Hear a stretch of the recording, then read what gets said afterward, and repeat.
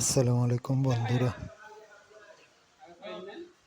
আজ ইয়ার বউ পাতার অনুষ্ঠান চলে আইলাম। অনুষ্ঠানে চাই কি কি তৈরি করছি তোমরা একখান দেখাই।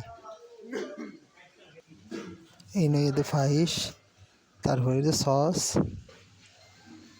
তারপরে ইন্দি লোকসান্দা মাছ বাজের, বড় বড় লোকসান্দা মাছ তেলের মধ্যে বাজের।